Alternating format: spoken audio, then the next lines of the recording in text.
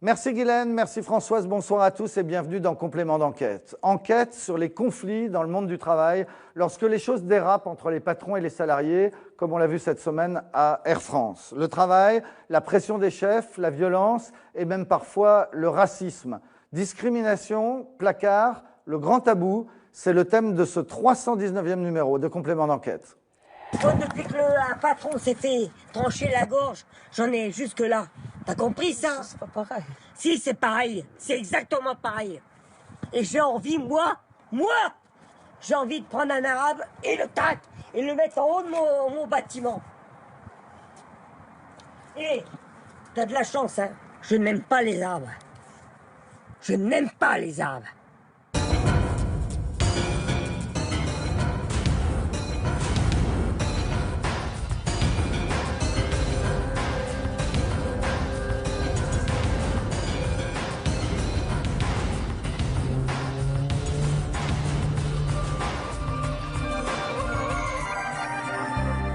L'extrait que l'on vient de voir est tout à fait terrible. C'est le patron d'une entreprise de transport qui insulte un de ses employés d'origine arabe. Une vidéo choquante que l'on va décrypter ensemble tout à l'heure.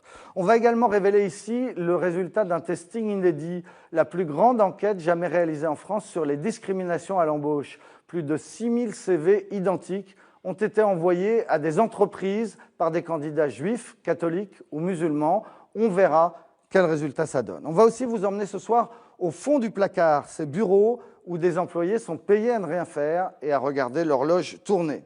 Enfin, beaucoup plus joyeux, on va se pencher sur un phénomène nouveau, les boîtes sans chef, les entreprises qui expérimentent le travail sans hiérarchie, sans contremaître, sans petit chef, et vous verrez que ça marche. Pour parler de tout ça, nous sommes venus ici à la Mutinerie. C'est un espace de coworking où se rassemblent des freelances qu'on appelle des employés libérés.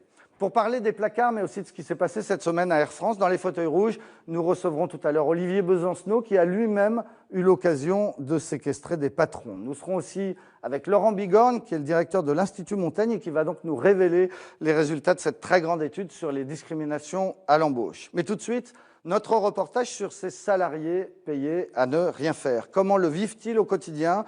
Qui sont ces travailleurs invisibles?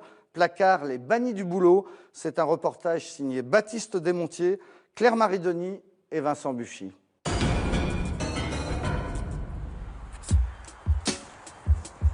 Il se définit lui-même comme le champion de France du placard. Rosine, tu vas bien mon frère? Charles Simon, 55 ans, payé à ne rien faire depuis 12 ans. Bon alors Agnès, elle est pas venue du coup. Essayez de mettre les deux plus cons à côté de moi s'il vous plaît. À 5 000 € par mois, un très bon salaire, il est sûrement le plus heureux des employés de la SNCF. Son quotidien, des gueuletons entre copains. À l'amitié et mort en con comme on a l'habitude de le dire. Ce fort en gueule, ancien responsable de compte à la SNCF, jure avoir été écarté de son poste pour avoir dénoncé à sa hiérarchie une gigantesque fraude. Les magouilles que je dénonce depuis 2002 s'élèvent, dites-moi un prix. Allez. 15 milliards d'euros. À plus. Plus. 21 milliards de fraude depuis 2002. Simplement parce que je suis honnête, on veut pas de moi. Ça, faut que les Français le sachent. 21 milliards d'euros de fraude, difficile à croire. D'autant que Charles Simon n'apporte pas vraiment de preuves. Il se prétend lanceur d'alerte. Ce qui est sûr, c'est qu'à la fin du repas, quand ses copains reprennent le chemin du boulot, Il passe me voir à la maison de temps en temps. Charles retourne seul chez lui. Shalom. Depuis 12 années, ce cadre supérieur n'a pas mis les pieds au bureau. Dans sa grande maison bourgeoise du centre-ville, il a dû apprendre à composer avec le temps qui passe.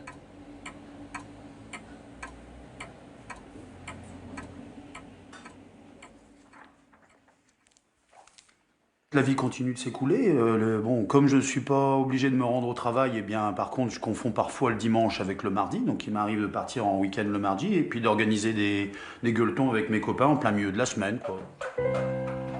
Veuf, il partage ses journées entre ses plantes vertes et ses copains. Charles fait ce qu'il veut. Un Havane aux lèvres, la belle vie. Vous êtes un peu provocateur ou c'est vraiment votre quotidien? C'est mon quotidien, ouais. Non, je cherche à provoquer personne, mes copains savent que ça se passe comme ça. 12 années durant lesquelles ce passionné de pêche au gros a pris le temps de voyager. Madagascar, c'est le dépaysement, c'est l'authenticité, c'est la gentillesse. J'adorais aller là-bas. Oh, tiens, regarde. Ça, c'était mon petit déjeuner le matin, quoi. Face à la mer, voilà. Sous les palmiers. Vous y êtes allé combien de fois? 12 fois, 15 fois. Aucun travail, aucune obligation de pointer. Et pourtant, Charles est toujours salarié de la SNCF. Alors, chaque fin de mois, il empoche le jackpot. Voilà. Voilà toutes les fiches de paye que ça représente.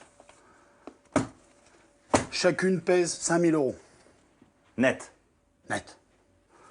La plus rigolote, c'est celle du mois de juin 2015. Mois de juin 2015, 5 361 € net. Parce que j'ai ma prime de vacances. Il touche des primes de vacances et il est même régulièrement augmenté. En 12 ans, il a ainsi empoché 800 000 € de salaire. Selon Charles, ce placard doré, ce serait le prix de la tranquillité pour la SNCF.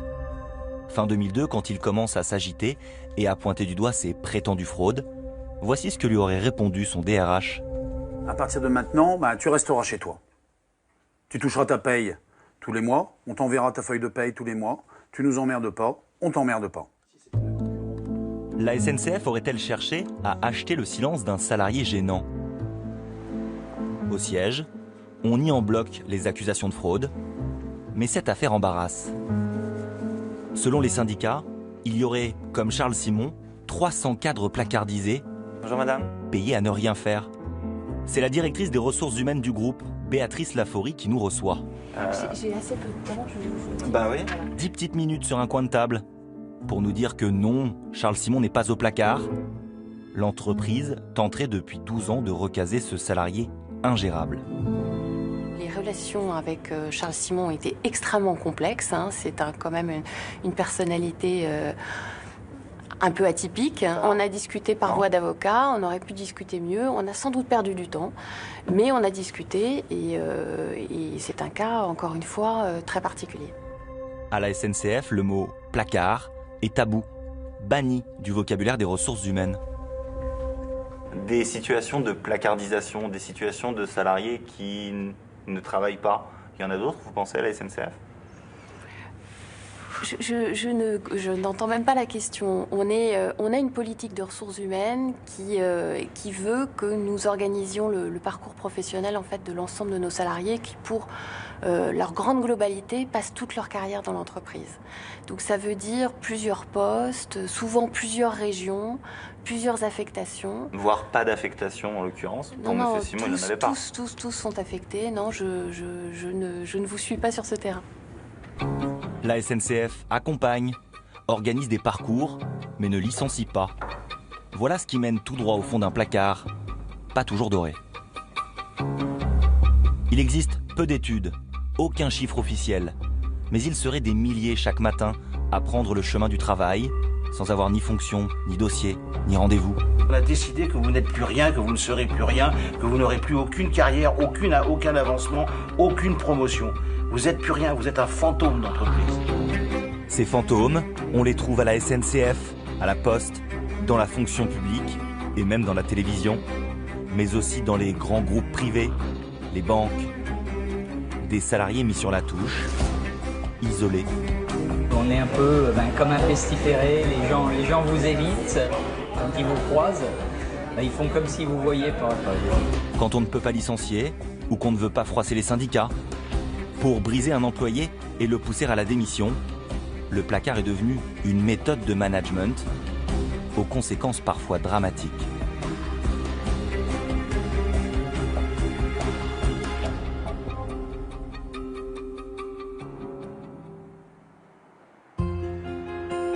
S'accrocher à son poste et rester dans un placard, c'est bien souvent mourir à petit feu.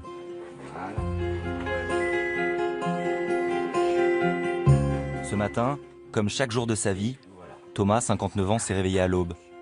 Il a toujours fait comme ça, prendre un petit déjeuner sur le pouce et partir tôt au bureau avant son épouse. C'est une bonne journée. Toi aussi. Ok. Bye bye. Salut ma petite chérie. Salut. Un rythme soutenu, vestige du temps où il était commercial. Dans ma vie professionnelle, j'ai eu des périodes où j'avais une activité très intense. J'étais énormément en déplacement, j'étais en Italie, j'étais en Allemagne, j'étais un peu partout. Voilà 25 ans que Thomas travaille pour une administration publique. Mais depuis que son chef l'a pris en grippe il y a 3 ans, ses journées sont vides. À mesure qu'il s'approche de son bureau, l'angoisse monte et Thomas craque. Et je commence à me demander qu'est-ce que je vais faire aujourd'hui, parce que je sais qu'a priori j'aurai pas grand-chose à faire et oui, les journées sont longues et c'est dur quoi, c'est pas une fois de temps en temps, c'est tout le temps, tous les jours de l'année, depuis des années et c'est une souffrance. Des journées entières sans la moindre tâche. Difficile à imaginer. Alors, pour nous montrer son quotidien, Thomas s'est filmé avec son téléphone. Et voilà, il est 20h, je suis dans mon bureau. On va aller jeter un œil, voir si on a reçu des mails. Bon, aucun mail pour moi, toute la pub. On va regarder, tiens, on va regarder la météo. La météo. Toute la journée, Thomas s'occupe. Il voyage à sa manière pour tuer le temps.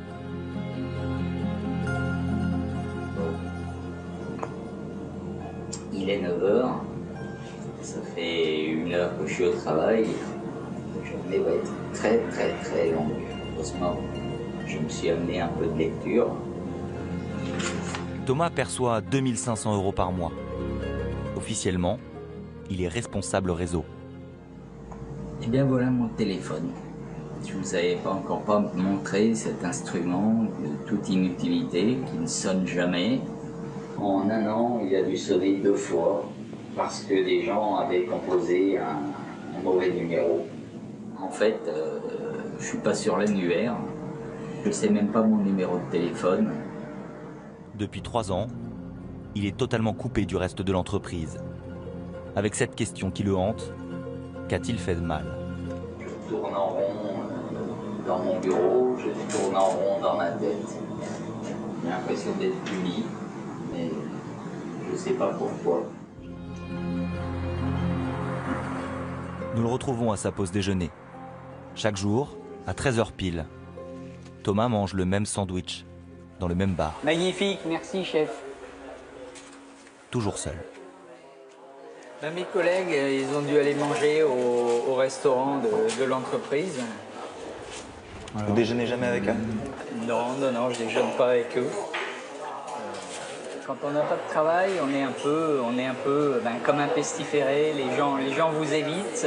Il y a une partie des gens qui tournent carrément la tête, quoi. Quand ils vous croisent, ils font comme si vous ne voyez pas, quoi. Vous n'avez pas de travail.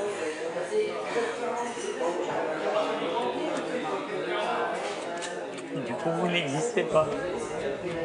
Et on a l'impression que les gens s'exposent s'ils se montrent avec vous, quoi. Donc, pourquoi vous partez pas? Une démission me ferait perdre une partie de mes droits à retraite. Je n'aurais pas droit au chômage non plus. Je me retrouverais sans revenu du jour au lendemain. 2500 € mensuels, le prix de la souffrance. Il lui reste 2 ans à tenir avant la retraite, et chaque jour Thomas compte les minutes avant la libération.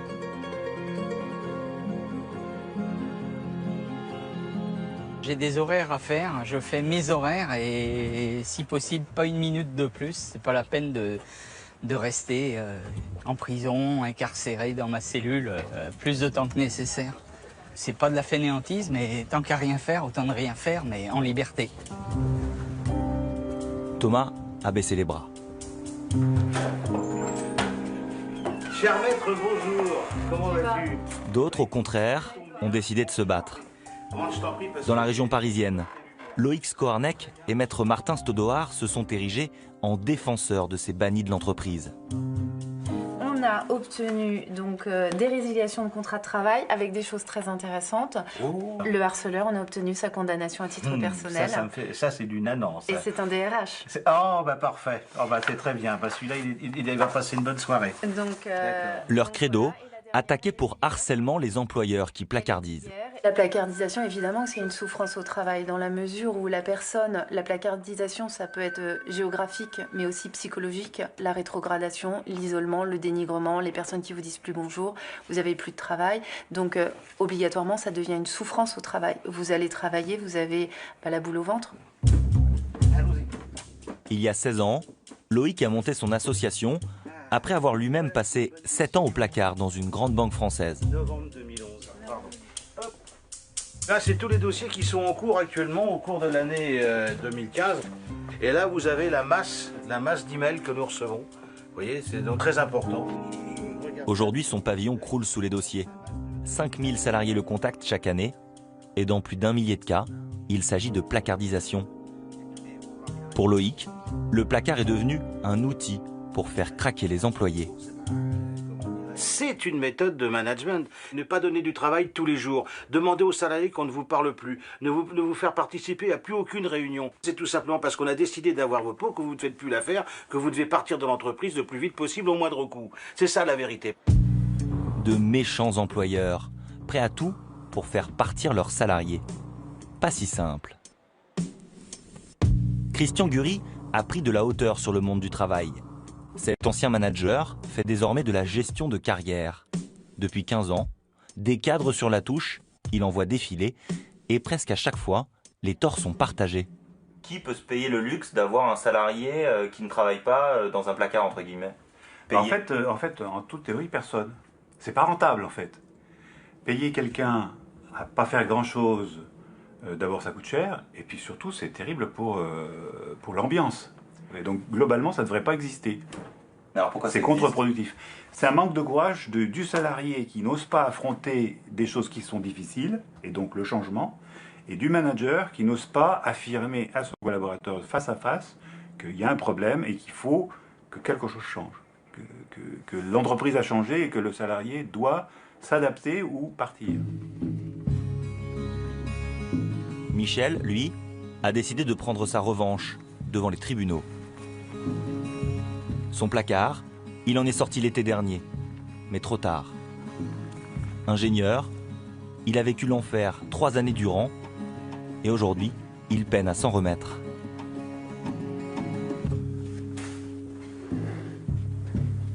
Je prends un anxiolytique et un antidépresseur tous les jours. Ça, depuis juillet 2011, sans arrêt. Et ma généraliste et la psychologue qui me suit depuis plusieurs années ne veulent pas que j'arrête tant que l'affaire n'est pas complètement définitivement finie. Michel compte bien envoyer son ex-directrice adjointe et son ancien directeur derrière les barreaux. Bonjour Maître Yocum. Il y a 3 ans, suite à un changement de direction, ce cadre, qui dirigeait 80 personnes à la blanchisserie de l'hôpital de Metz, s'est vu confier l'inventaire des poubelles et des fauteuils, sans être autorisé à sortir de son bureau. Quand je devais aller faire un tour dans un secteur de l'entreprise, je devais envoyer un mail pour avertir que j'allais le faire à des gens qui étaient sous ma responsabilité auparavant et qui sont dans les catégories C. Donc vous deviez demander l'autorisation pour bouger de votre bureau, quoi. Je demande à un ouvrier si je peux aller dans le secteur où il travaille, quoi. Il est mis en quarantaine en fait. Hein. C'est ça que le film montre. C'est une vraie mise en quarantaine là. Pour apporter les preuves de son calvaire, son avocat lui a demandé de se filmer. Pendant plus d'1 semaine, Michel a enregistré sa vie dans ce local technique qui lui servait de bureau. C'est difficile de prouver qu'on est au placard parce que, par définition, c'est quelque chose qui se passe dans le huis clos de l'entreprise et d'une manière qui n'est pas ostensiblement publique. Tribunal correctionnel de Metz, le jour de l'audience. C'est parti. Aujourd'hui, Michel est confiant. Il a déjà fait condamner ses supérieurs à 6 mois de prison avec sursis pour des faits similaires.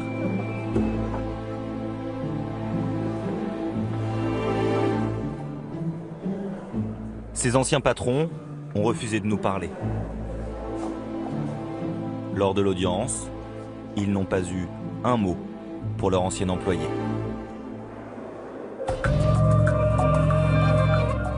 Et voilà pour ce reportage étonnant signé Baptiste Desmontiers et Claire-Marie Denier. On se retrouve ici au siège du NPA avec Olivier Besancenot. Bonsoir. Bonsoir. Ancien candidat à la présidentielle, toujours postier. On est dans l'imprimerie de votre parti, là où vous éditez notamment cet hebdo qui titre cette semaine sur l'explosion de colère à Air France. On va y revenir sur Air France. Mais d'abord, un mot sur ce qu'on vient de voir, ce phénomène du placard. C'est une forme de souffrance au travail qu'on ne connaît pas très bien. Oui, je pense qu'il y a des milliers de drames à huis clos comme ça qui se déroulent dans le monde du travail sur en particulier une catégorie spécifique qui est celle de l'encadrement. C'est-à-dire que je crois qu'il y a des nouvelles méthodes managériales, une nouvelle dictature managériale qui s'est installée dans beaucoup d'entreprises, de grandes entreprises publiques ou privées. Et ceux qui ne rentrent pas dans le moule, une des manières de les mettre de côté, c'est probablement celle-là. Mais enfin, c'est des images absolument terribles. Alors ça concerne surtout la fonction publique, parce que dans le privé, on imagine que ces cadres, ils seraient remerciés. C'est dû aussi dans au le privé, statut protecteur de la... Je ne crois pas que ça soit particulier au public, je pense que c'est vrai aussi dans le privé. C'est une façon de pousser à la démission. Et il y a beaucoup de placardisés à la Poste ? Moi, je ne sais pas, moi je ne suis pas dans l'encadrement, donc c'est pas... Vous êtes au guichet désormais, parce qu'on vous avez souvent vu vrai que chez avant vous livriez le courrier à Neuilly, maintenant vous êtes au guichet. Depuis 2 ans, je suis au guichet. C'est mieux ? C'est un nouveau métier, c'est aussi une façon de se rendre compte que quelles que soient les politiques de privatisation et de libéralisation dans un quartier populaire, on arrive encore à rendre un service, et moi c'est pour ça que je fais ce boulot et que je l'aime, quels que soient les coups que la direction veut bien nous porter, mais par exemple dans mon bureau on veut fermer des guichets du côté de la direction, donc on a des négociations et je peux vous dire ce que je pense par exemple du dialogue social, c'est-à-dire une grande blague à la Poste comme ailleurs. Alors, puisqu'on parle de dialogue social, on a vu ces images donc lundi à Roissy au CCE d'Air France de ces 2 cadres déshabillés. Dans votre hebdomadaire, vous en parlez, vous dites c'est presque un modèle, hein, il faut que les salariés fassent entendre leur colère, qu'il y ait une explosion de colère. Est-ce que ça passe forcément par une explosion de colère, le dialogue social ? Il n'y a pas de dialogue social. Voilà, ce qu'on a vu à Air France, c'est la fin de cette espèce de grand mythe, ce mot avec lequel les politiciens se gargarisent depuis maintenant plusieurs années en disant il y a du dialogue social. Il n'y a pas de dialogue social. Il y a un monologue patronal, appuyé par le gouvernement, mais il n'y a pas de dialogue social. Je veux dire, on est en train de vivre, on avait des mesures qui vont à l'encontre même de ceux qui revendiquent le dialogue social. Et moi, je connais ça à la Poste. C'est vous vous posez autour d'une table parce qu'on vous dit tu as un plan A, tu as un plan B.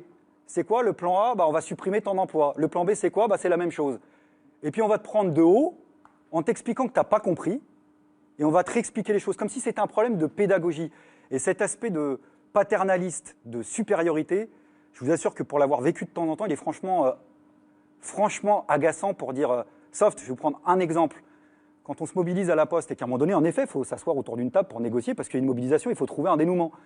Alors au début d'une réunion, ça je l'ai vécu il n'y a pas si longtemps. On nous dit on est tous collaborateurs. Je dis bon, c'est bien, collaborateur, c'est un terme fort. Puis à la fin, bizarrement, ça bloque, et puis on nous explique, c'est la direction qui décide, on maintiendra la conduite du changement, parce qu'ils appellent ça comme ça, la conduite du changement, et on ne bougera pas. Pardon de le dire, mais au bout d'un moment, c'est légèrement agaçant, parce que quand on a, par exemple, comme c'est mon cas, plus de 17 ans d'entreprise, j'estime que ceux à qui j'ai affaire, pour faire soft, là aussi, j'ai autant participé à l'entreprise qu'eux. Et au bout d'un moment, j'en ai marre de me faire piétiner. Alors, mais ça, Olivier Besancenot, sont les raisons de la colère. Mais est-ce que cette colère, elle passe forcément par une violence physique contre des cadres ? Pas forcément. Non, mais là, en l'occurrence, Air France, elle est passée par une violence physique et un peu humiliante contre ces cadres. Est-ce que c'était obligé ? Est-ce que vous le dénoncez ? Ah non, moi je dénonce pas, mais moi je l'assumais. Ça choque tout le monde, paraît-il, parce que là maintenant c'est grand consensus, les politiciens sont là à l'unisson, même des syndicalistes. Écoutez, moi je soutiens les salariés quand ils se mobilisent. Il n'y a pas de modèle. Quand ça explose, ça explose. L'histoire du mouvement... Y compris ça, donc y compris ce qu'on a vu. Non mais moi, écoutez, je suis passé en procès, même pour une histoire de séquestration qui, pour le coup, était inventée par la direction, mais je peux vous dire, et je suis bien placé pour vous dire, que l'histoire du mouvement ouvrier est là pour nous rappeler que des explosions de colère, des coups de gueule, c'est le propre de l'histoire du mouvement ouvrier. Alors, ça la fout mal pour un gouvernement qui a pas arrêté de dire que le dialogue social était au beau fixe, et qui se vantait de ça. Et puis, mais ça la fout mal aussi pour ceux qui le font, parce que ce sont des images frappantes. C'est des images frappantes, mais il faut que tout le monde se pose la question. Ça donne une très mauvaise image du syndicalisme. Je sais pas. Moi, quand on supprime mon entreprise, quand on veut supprimer un bout de mon entreprise, quand on veut fermer des guichets ou retirer des emplois, je ne serai jamais le partenaire social de celui qui me demande ça. Je ne sais pas, ça me paraît évident. Vous-même, vous l'avez évoqué, vous avez été jugé, condamné en première instance, relaxé en appel.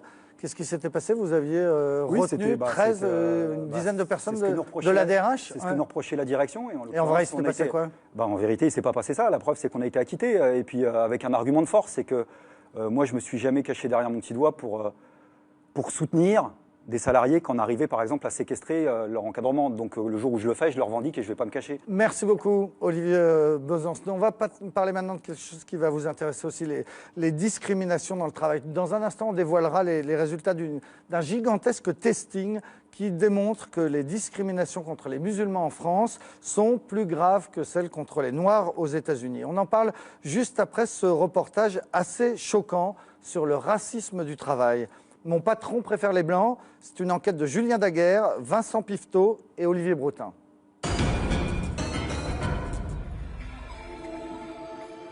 Une matinée de septembre, juste en face des anciens locaux de Charlie Hebdo. Voilà des mois qu'à la Comédie Bastille, on ne rit plus beaucoup. Ce jour-là, sur les planches, c'est même du très sérieux. Une troupe de théâtre alerte sur la discrimination au travail. Excusez-moi de vous interrompre, mais je commence à travailler. Dans la salle, des recruteurs, des DRH de grands groupes, qui emploient à eux seuls plusieurs dizaines de milliers de salariés. Ils sont venus découvrir comment combattre la fabrique des préjugés. Cible régulière de discrimination, les personnes d'origine maghrébine.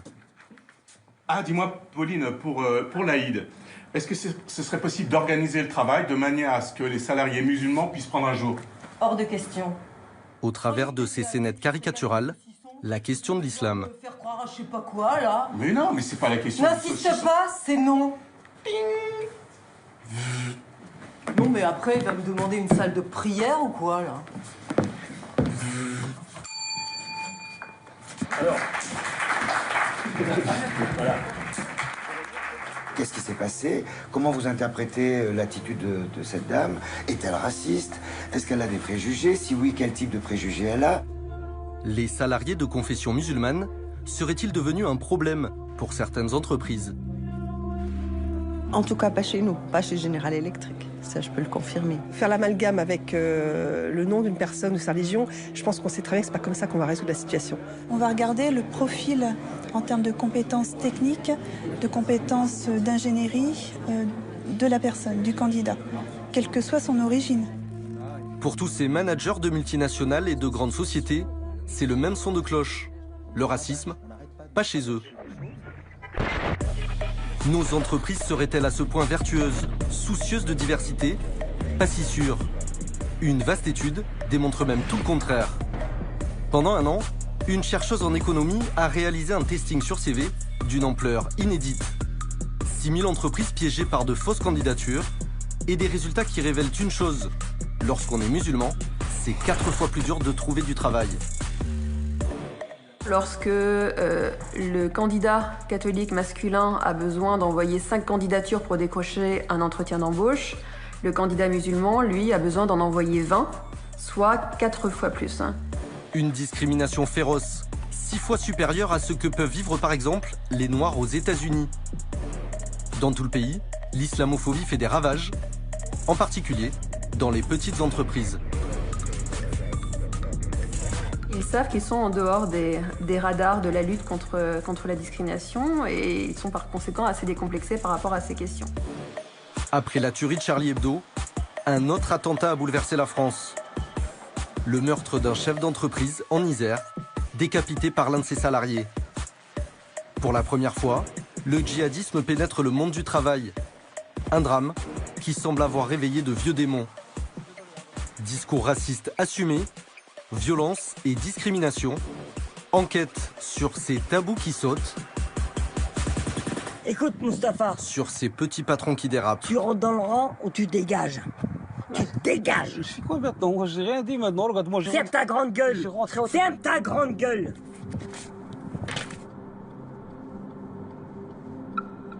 Sur une route de Lorraine, à quelques kilomètres de Metz. Au volant, Mustapha Atouchi, chauffeur poids lourd depuis 10 ans. Maintenant je roule, je me trompe, le corps il tape pour moi, c'est pas 200 à l'heure. Depuis le 13 juillet, c'est la première fois que je prends la sortie celle-là. Au moment de quitter l'autoroute, vers le siège de son ancienne entreprise de transport, l'homme est gagné par la panique. J'espère qu'il n'y a aucune personne, j'espère. L'angoisse de Mustapha, tombé nez à nez avec son ex-employeur. C'est là-bas, c'est en face là, sa voiture est là à gauche. C'est pas lui. C'est pas lui ça. Le chauffeur n'a pas mis les pieds ici depuis 3 mois, depuis que son ancien patron a prononcé des mots très violents contre lui. Toi, t'es un arabe et tu écoutes ce que je te dis, d'accord?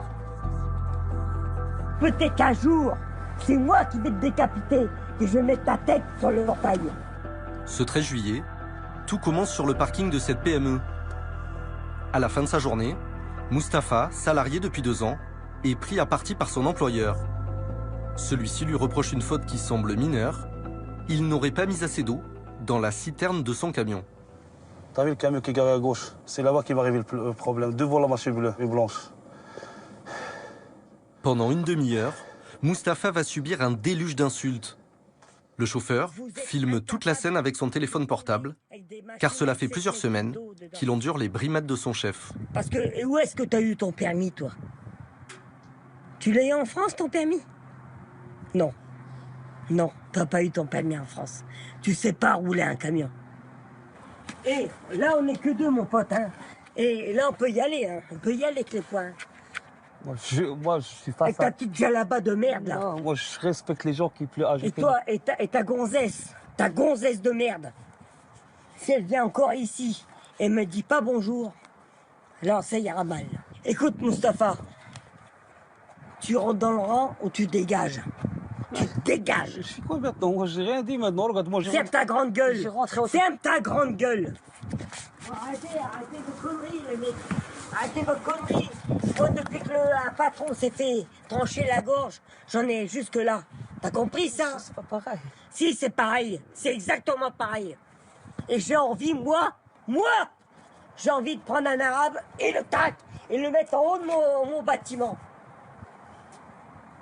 Et t'as de la chance, hein. Je n'aime pas les arbres. Je n'aime pas les arbres. Alors fais gaffe à toi. Hein.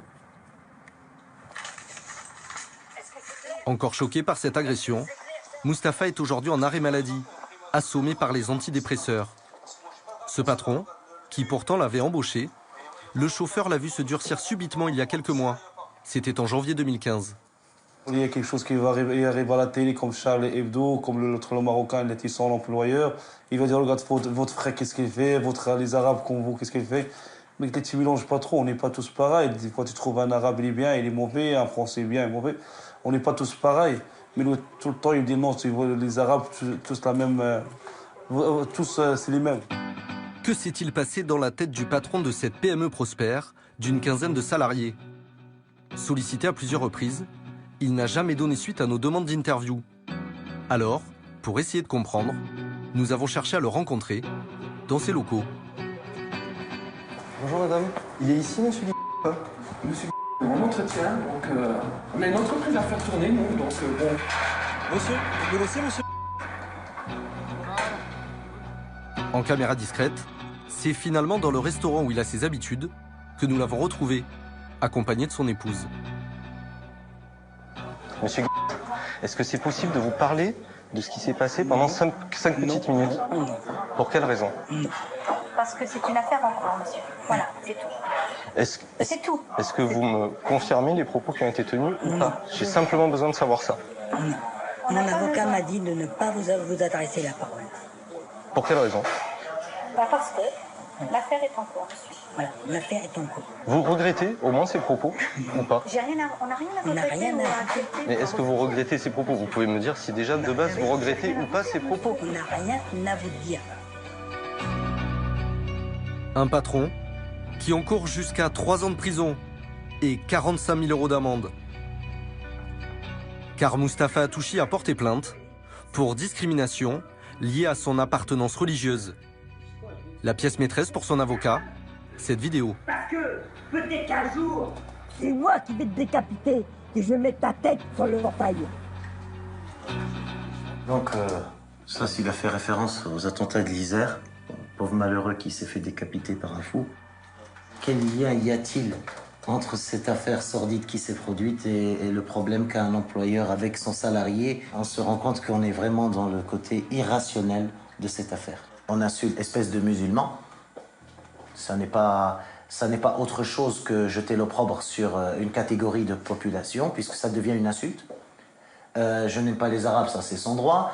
Il est français, donc toi tu es arabe, tu fais ce qu'il te dit, tu es arabe, tu fermes ta gueule. Si ça n'est pas ce que vous venez de dire, je vois mal. C'est-à-dire la discrimination? Oui, mais bien évidemment. Bien évidemment. C'est plus discriminant que ça. Je vois mal. Je vois mal. L'histoire de Mustapha est-elle un cas isolé? Que se passe-t-il vraiment dans les couloirs de nos entreprises? À Paris, rendez-vous chez le défenseur des droits. Handicap, égalité homme-femme, homophobie. Ici, des milliers de cas de discrimination au travail. Slimane Laoufi tente de démêler ces affaires complexes où les preuves sont souvent inexistantes. Parole contre parole. Donc voilà les dossiers en raison de l'origine de discrimination dans l'emploi que l'on a reçus récemment. Là, vous avez un dossier qui vient juste d'arriver, c'est une rupture de période d'essai. Une personne qui avait été embauchée dans un hôtel et on lui a demandé de franciser son prénom. d'Ali à Alain, il a refusé, on a rompu sa période d'essai. Des absences d'évolution de carrière aussi, où les personnes nous disent qu'elles n'ont pas évolué. Elles sont les seules à ne pas avoir eu de promotion, à ne pas avoir évolué dans la société. On a un autre dossier également où la personne, il y a eu un refus d'embauche où on dit à la personne carrément je préfère embaucher une personne française. Et c'est écrit noir sur blanc. Depuis les attentats, le défenseur des droits ne reçoit pas beaucoup plus de plaintes. Mais les affaires sont nettement plus violentes.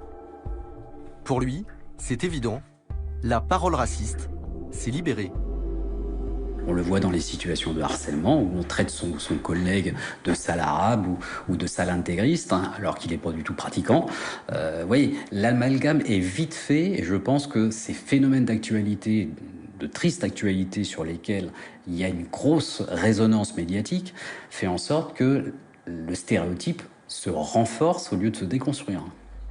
Des préjugés qui pèsent lorsque les entreprises recrutent.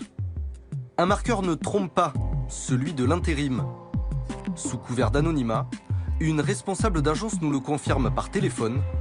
Comptables, secrétaires, commerciaux, aucun secteur n'est à l'abri. Depuis les attentats, on a ressenti de la part des employeurs une modification, un changement au niveau de leur comportement de recrutement par rapport à certains types de profils avec des noms à consonance étrangère, oui. Là, dernièrement, on a quelqu'un qui me dit, voilà, je ne veux pas de noir et je ne veux pas d'arabe. Et il donne quelle raison, cet employeur, quand il dit ça? Il ne donne pas de raison. Ça sort tellement naturellement que pour lui, c'est naturel d'avoir ce genre de discours. Enfin, c'est pas vraiment du racisme pour eux, c'est juste que peut-être qu'ils ont eu des mauvaises expériences et qu'ils veulent pas réitérer l'expérience. Enfin, voilà. S'ils ont un candidat qui va quelquefois faire une mauvaise mission ou qui va avoir un poste sur lequel ça va mal se passer, ben on va mettre tout le monde dans le même panier. Bon, bah, c'était un arabe, ça s'est mal passé, on peut plus l'arabe. Dans le nord de la France, pas très loin de Lille, voici l'histoire de Leïla, 27 ans. Cette commerciale réputée travaille depuis des années pour un gros fournisseur dans l'industrie. Elle a récemment subi le racisme ordinaire de l'un de ses clients, une patronne de PME qui a tout bonnement refusé de traiter avec elle. Elle m'a tout simplement dit je le sais que t'es musulmane, hein, je le sais que t'es musulmane, je sais que t'es arabe, moi de toute façon j'en veux pas, ça n'ira pas, c'est tout, c'est comme ça. Elle m'a même dit qu'il était probable que je porte une robe, ce sont ses mots, mais que je porte une robe comme tous ces barbus et comme tous ces djihadistes qui étaient près de chez elle. Cette patronne, nous sommes allés la voir, en caméra cachée. Elle sait que nous sommes journalistes, pourtant, derrière le comptoir de sa boutique, elle assume très clairement son choix. Pas question de travailler avec des Maghrébins. Ça ne plaît pas aux gens, ça ne plaît pas aux clients. Hélas, c'est comme ça. Et vous? Nous, forcément, ils nous feraient perdre peut-être. Hein. Il y a une mauvaise entente avec la population ici. Ils apprécient pas du tout. Hein. La population maghrébine en particulier? Moi, je l'entends, j'entends que ça. Et de toute façon, ils apprécient pas. Hein. On a beaucoup de mal. Et c'est des gens, ils veulent pas s'intégrer. Hein. Le problème, moi, je vous dis, c'est la religion. C'était pas comme ça il y a 20 ou 30 ans. Mais vous, quand vous... Ceux qui sont arrivés d'Algérie dans les années 60, les anciens, ils n'étaient pas aussi intégristes que ceux qu'on voit maintenant. Mais ils sont pas tous intégristes. Énormément intégristes. Énormément. Cette petite dame déroule froidement son discours raciste.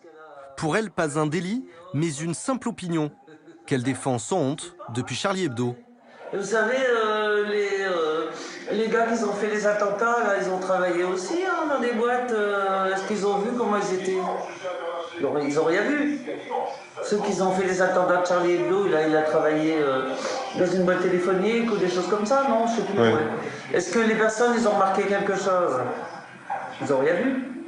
Ah oui, donc c'est ça. Donc il y a cette peur de votre part, oui, très clairement. Oui. Ça laisse un doute, monsieur. Voilà, uniquement. Voilà. Je vais aller manger. Je crois qu'il est midi et quelques. D'accord. Soutenue par sa hiérarchie, par ses collègues, Leïla a conservé son poste. Son entreprise a même rompu tout contact avec cette patronne. Mais reste pour la jeune femme une question. Que faire quand la gangrène raciste gagne à ce point du terrain? C'est complètement fou. Je pense partager les valeurs de la France autant que vous et autant qu'elle. Mon papa est né en France, ma grand-mère est 100% française, ma maman est née en Algérie française, je ne parle pas arabe, je n'ai été en Algérie qu'une seule fois. Que faut-il de plus pour être française? J'en viens à me dire qu'on ne peut pas être musulman en France, qu'on ne peut pas être arabe en France, enfin du moins qu'on ne pourra jamais être intégré en fait. Voilà, on n'arrivera jamais à s'intégrer, dit cette jeune femme. Elle est là à la fin de ce reportage signé Julien Daguerre et Vincent Pifto. L'affaire très choquante que l'on vient de voir de cet employeur qui insulte son employé franco-marocain, cette affaire est maintenant entre les mains d'un juge de Metz. L'employé a déjà été entendu par les gendarmes, l'employeur pas encore. On suivra cette instruction de près, mais on a voulu en tout cas vous montrer ces images parce qu'elles montrent une certaine réalité qu'on voit rarement sur le racisme dans le monde du travail. Le racisme dont on continue à parler avec vous, Laurent Bigorgne, bonsoir. Bonsoir. Vous êtes le directeur de l'Institut Montaigne. C'est un groupe de réflexion sur les politiques publiques qui vient de mener une très grande enquête, un testing pour essayer de mesurer les discriminations à l'embauche. Et vous nous révélez ce soir, ici même, les résultats de cette enquête. D'abord, la méthode, 6000 CV envoyés à des entreprises? La méthode, effectivement, qui a été mise en œuvre par une chercheuse, Marianne Wagfort, qui est à l'université Paris 1 et à l'École d'économie de Paris, est une méthode extraordinairement rigoureuse. Plus de 6200 CV envoyés pendant près d'un an. On était avant les attentats de 2015, je tiens à le dire, parce que ça peut aussi, pour nos concitoyens, avoir un impact sur, évidemment, leurs actions et leurs pensées, leurs représentations. Ces 6200 CV, vous les avez envoyés au nom de Michel Haddad, Dov Haddad et Mohamed Haddad. C'est exactement ça. Un jeune homme qui est né au Liban. Marianne Wagfort a neutralisé, en prenant cette méthode, l'origine. C'est-à-dire que comme on a un chrétien, un musulman et un juif, mais tous nés au Liban, on ne peut pas se dire que dans la perception de celui qui doit prendre la décision de donner suite au CV, l'origine va jouer. On est vraiment face à la religion et seulement la religion qu'on marque dans le CV à travers un certain nombre de points très précis. Alors, il est né au Liban, il est né au Liban, il a fait ses études Il a fait ses études soit dans une école confessionnelle catholique, soit musulmane, soit juive. Il est arrivé en France, il a obtenu la nationalité française, il a eu son bac avec mention, il a fait des études de compta. Enfin bref, c'est le même parcours, sauf qu'effectivement, dans ses centres d'intérêt, il met qu'il a été scout catholique, scout musulman, scout juif. C'est vraiment que la religion qui diffère. Exactement. Et résultat, donc vous nous les révélez, on les voit qui s'inscrivent sur l'écran. Michel, il a besoin d'envoyer 4 CV pour obtenir un rendez-vous. Dov, le juif, 6 CV. Et Mohamed, le musulman, 20 CV. On mesure pour la première fois la discrimination à l'embauche de façon scientifique. À cette échelle en France, c'est la première fois qu'on parvient à le montrer. Alors, vous avez choisi là, de révéler effectivement une grande partie de l'étude s'agissant des garçons. On voit que s'agissant des femmes, les discriminations sont moins fortes. Elles sont même parfois corrigées dans certains cas. Mais malgré tout, il faut savoir, si on prend une situation que sans doute ceux qui nous regardent ont en tête, si on était dans le cadre d'un blanc et d'un noir aux États-Unis, on serait sur des discriminations qui seraient un peu plus fortes que celles que subissent les juifs, mais beaucoup moins fortes que celles que subissent les musulmans. C'est-à-dire que vous prouvez que c'est plus difficile de trouver du travail quand on est musulman en France que quand on est noir aux États-Unis. Tout à fait. Et ça, en partant, en commençant cette étude, vous aviez une idée d'arriver à ce résultat? Non, on a une idée, si vous voulez, globale quand on part, c'est qu'on sait que la société française, le MAG dont on parle, ne concerne pas que la situation de l'embauche. C'est un MAG qui est partagé par la fonction publique, c'est un MAG qui est partagé par les grandes écoles, on le sait bien, c'est un MAG qui est partagé par la démocratie au sens où les élus sont généralement peu représentatifs de la diversité de la population française. Là, on est quand même sur des échelles. Quand on dit qu'il faut envoyer 20 CV plutôt que d'en envoyer 5 pour être, au fond, rappelé une fois, on est sur quelque chose d'assez grave et d'assez choquant. Alors, on précise que ce n'est pas envoyé uniquement à des PME, comme on vient de le voir dans le reportage. Il y a des grandes entreprises, des multinationales, des associations, des collectivités, oui. Alors ça, c'est le constat que vous faites et qui est assez terrible. Maintenant, les solutions, parce que vous préconisez, certaines de vos préconisations vont d'ailleurs faire débat. Il y a ce terme de discrimination positive qui est souvent employé. Vous êtes plus précis, vous avez des... Non, mais il faut d'abord rappeler à ceux qui nous regardent encore que il y a une façon de lutter contre les discriminations à l'embauche, qui est une façon certaine, c'est d'être dans une société qui est au plein emploi. Ouais, mais ça, oui. S'il n'y avait plus de chômage, ça irait mieux. Exactement. Mais il y a des mesures qui seraient plus chocs, et vous les évoquez dans votre rapport. Ce serait par exemple un système de bonus-malus, une entreprise qui embaucherait des gens issus de la diversité pourrait avoir des baisses de charges ou des baisses d'impôts, et à l'inverse, les autres seraient sanctionnés?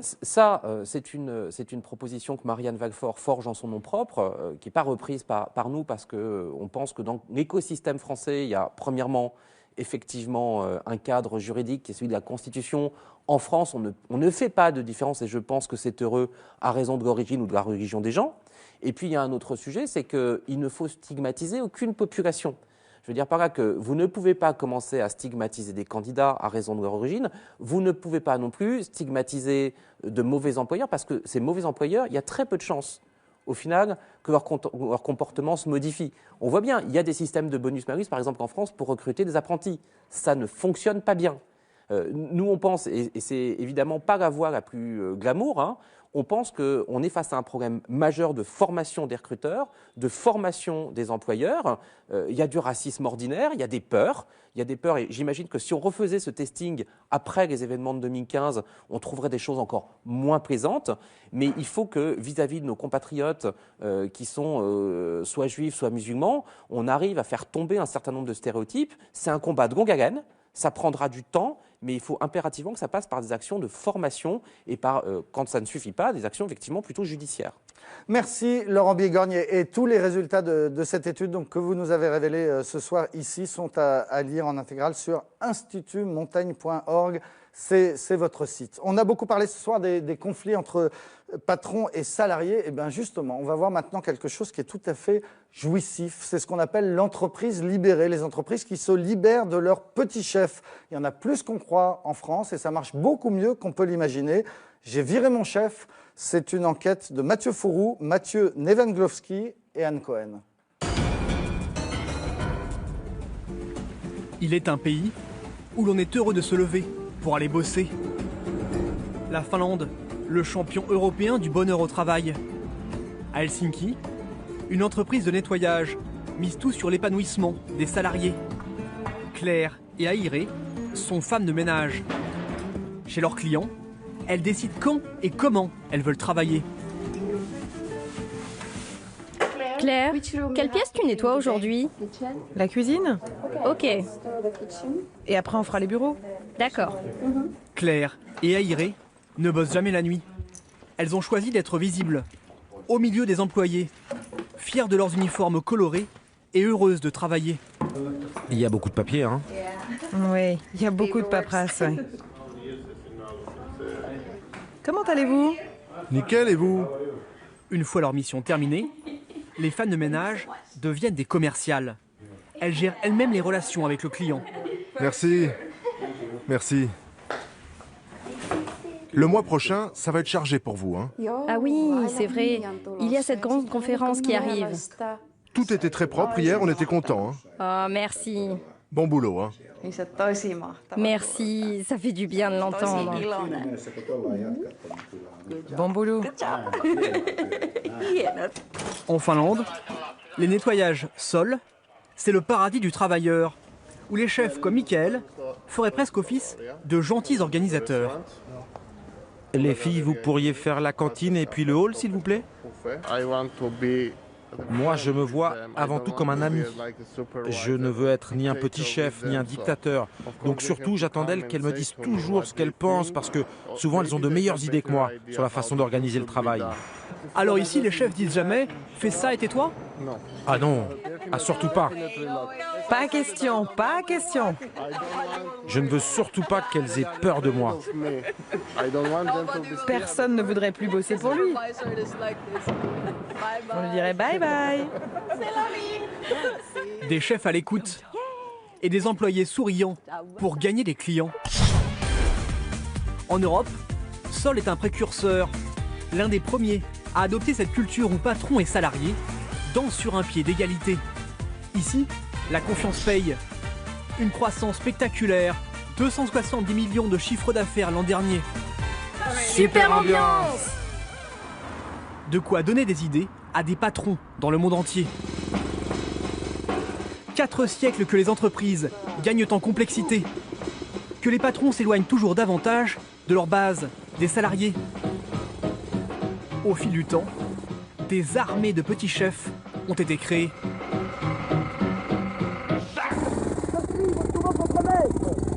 Des tyrans qui mènent leurs troupes à la baguette. Mais aujourd'hui, de plus en plus de patrons font un choix différent. On appelle ça l'entreprise libérée. Mettre le bonheur des salariés au même niveau que les profits. Remplacer le contrôle par la confiance. Et surtout, renverser la hiérarchie. Bienvenue dans les boîtes sans chef.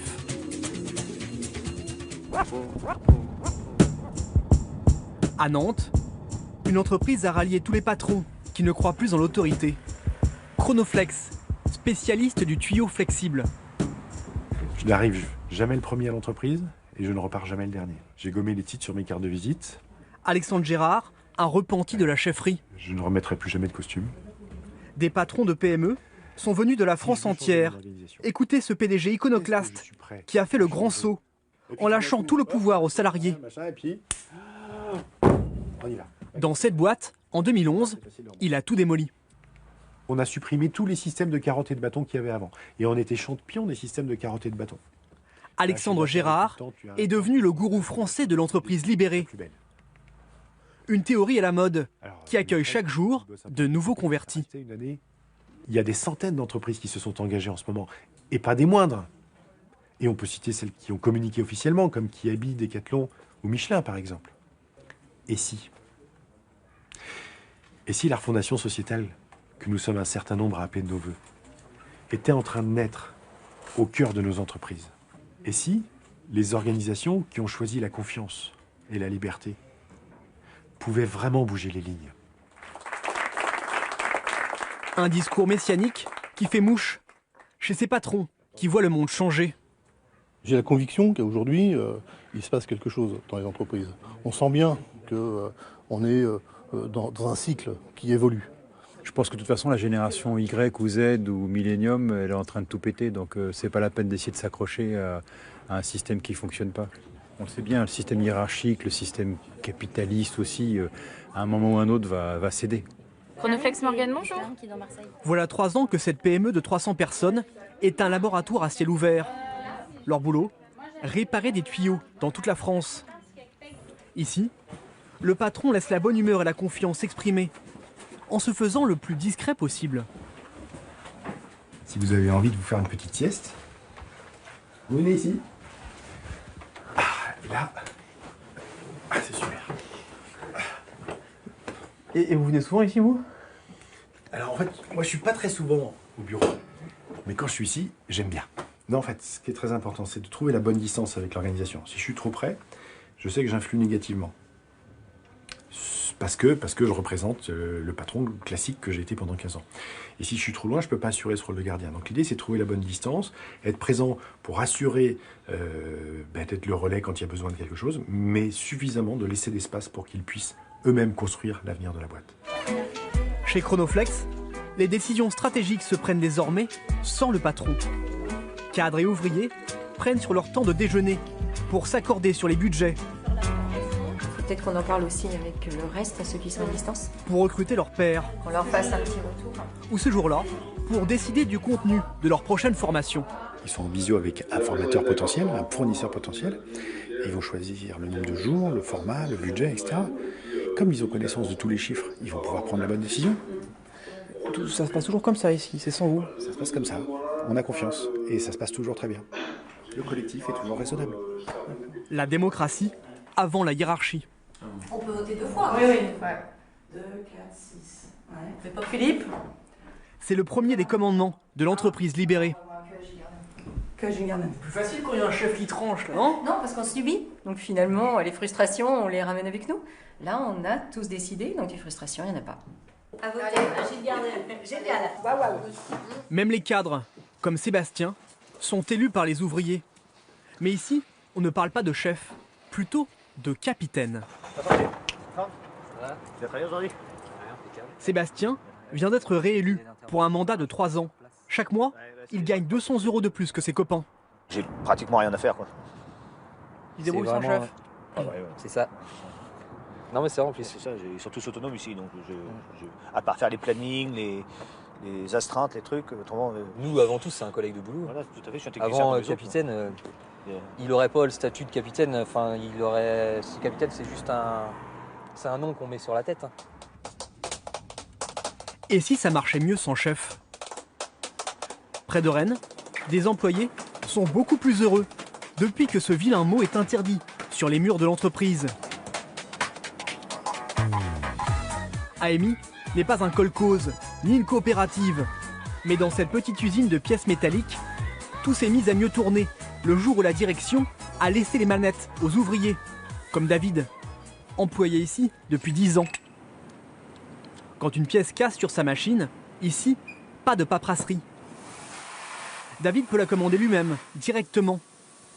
Même pour 1000 €, l'entreprise lui fait confiance et pour lui, ça fait toute la différence. Je suis motivé de venir au boulot, ouais. Ouais. Très motivé même. J'ai connu d'autres boîtes avant où forcément le matin tu vas toujours un petit peu à reculons parce que voilà, tu sais, tu vas dans un train-train habituel en fait. Mais au jour d'aujourd'hui, tu sais que tu vas même découvrir des nouvelles choses. Et on s'épanouit même dans la vie privée, quoi. Avec ce nouveau système, David ne gagne pas plus que chez les concurrents, mais il s'investit davantage. On est en train de voir pour les samedis, pour le mois d'octobre, voir comment on s'arrange. Ici, travailler le week-end, ce n'est plus un problème. Moi, de toute façon, je vais pas être là. Je suis en congé pater, comme vous le savez. David et ses collègues s'organisent sans DRH. Moi, je pourrais le 3 octobre. Oui. 24-31. Le 24, moi, je peux pas. Moi, je prends le 24, celui. Ouais. Et il prend le 24 et je prends le 31. Voilà. Et voilà 3 samedis de sacrifiés, sans état d'âme. Jusqu'à 18h30. Quand les commandes se multiplient, il décide même de faire des heures sup. Après, tu peux partir avant, tant pis. Check. Ouais, check. Vous pensez que vous bossez plus que si vous aviez un chef sur le dos? Si j'avais un chef sur le dos, moi je me poserais pas la question. À 5h, je suis parti. Et que je sois prêt ou pas prêt, c'est comme ça. Et voilà, je fais mes horaires. Tandis que là, comme on est beaucoup plus investi dans l'entreprise, après, faut savoir aussi, bien sûr, que toutes nos heures sont récupérées ou payées au choix. Avant que l'entreprise ne fasse sa révolution en 2012, il y avait bien un chef dans cet atelier. Cédric, le contremaître, se consacre désormais aux clients. Quand il revient aujourd'hui, ce n'est plus pour réprimander, mais pour papoter. Moi je dis toujours, vaut mieux vivre avec des remords qu'avec des regrets. Ça n'a pas l'air de vous manquer. Oh non, bien au contraire, moi je veux plus être chef. Il est hors de question qu'on propose un poste de chef. Dans quel intérêt? Faut que je sois plus stressé pour dire au gars tu fais ci, tu fais ça. Non, moi ça m'intéresse pas. Moi je veux que tout le monde soit heureux dans l'entreprise et que tout le monde arrive le matin avec la banane, voilà. Redonner le sourire aux salariés. Réenchanter le travail.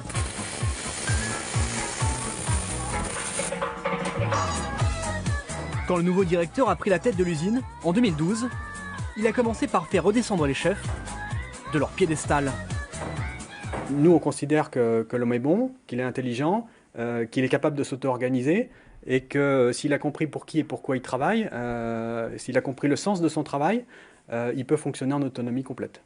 Nous sommes convaincus que ce management par la confiance génère du bien-être, qui lui-même génère de la performance. En 3 ans, chez AMI, le chiffre d'affaires a bondi de 15%. Et les clients n'ont jamais été aussi contents. L'indice de satisfaction, c'est le pourcentage de clients qui sont livrés à l'heure. Il n'y a plus de chefs et pourtant on livre plus à l'heure. Ouais, c'est vrai qu'il y a un paradoxe. C'est peut-être parce qu'on a plus d'agilité. Donc les opérationnels prennent les décisions au moment où il faut les prendre. C'est peut-être que quelque part, dans les structures, le chef dérègle, entre guillemets, quelque chose. Involontairement, mais dérègle quelque chose. Des ouvriers comblés, mais certains vivent très mal la promesse idéale de l'entreprise libérée. Les cadres. À Angoulême, Pierre était directeur des ventes internationales d'une PME. Jusqu'à ce que son patron supprime son poste. Pour lui, l'entreprise libérée cachait plutôt une chasse aux cadres, désignés comme des nantis. Ça a commencé d'abord par une ambiance plutôt délétère, anti-cadre, l'abolition de la voiture de fonction. Moi, j'ai vécu cela effectivement comme quelque chose d'assez choquant. La fin du comité de direction sans ultimatum, sans rien. C'était terminé, fini, on ne se réunit plus. J'ai vécu cela comme effectivement quelque chose d'assez violent, d'assez irrespectueux. Voilà, ce sont des petits détails comme cela qui se sont accumulés, qui ont provoqué chez moi un premier arrêt maladie d'1 mois. Quand je suis revenu, mon bureau était dans l'open space. Voilà, c'est le genre de choses. J'ai vécu très moyennement. En 2 ans, les 3/4 des cadres supérieurs de l'entreprise ont été poussés vers la sortie. Pour lui, un plan social déguisé. L'intention, c'est de faire mieux avec moins. Ça, c'est la grande mode. On fait mieux avec moins. Mais faire mieux avec moins, c'est toujours moins, en tout cas. D'un point de vue dépenses, d'un point de vue structure, d'un point de vue coût. Cette philosophie, elle entraîne concrètement du cost killing. Je vire toutes les lignes qui dépassent. Aujourd'hui, 200 entreprises françaises se sont lancées dans la libération. Dernier en date, le groupe Auchan. Au mois de janvier, il a supprimé 700 postes de cadres et de chefs de rayon.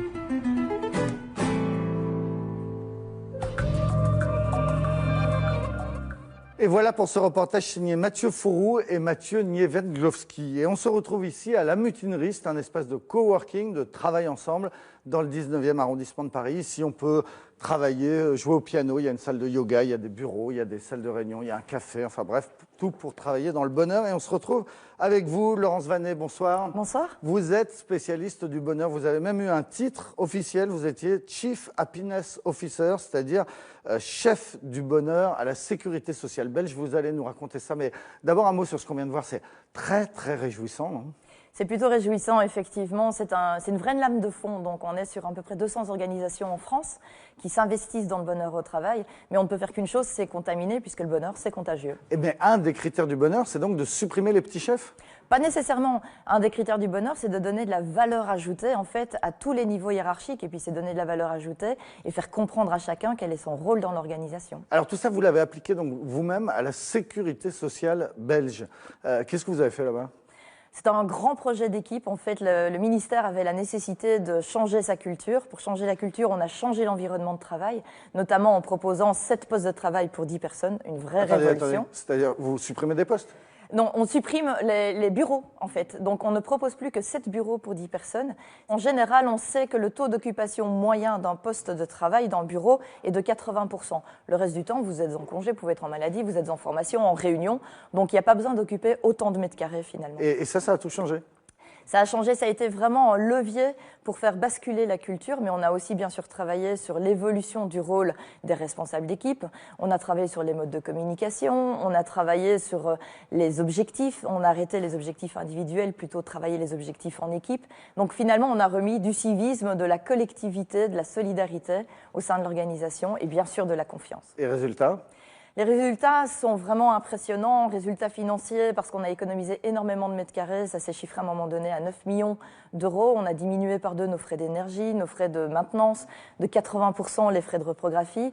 On a augmenté de 17 points le niveau d'engagement puisqu'on le mesure des fonctionnaires. On a un leader sur 2 qui est une femme parce qu'il ne faut plus choisir entre sa vie de maman et sa vie de manager.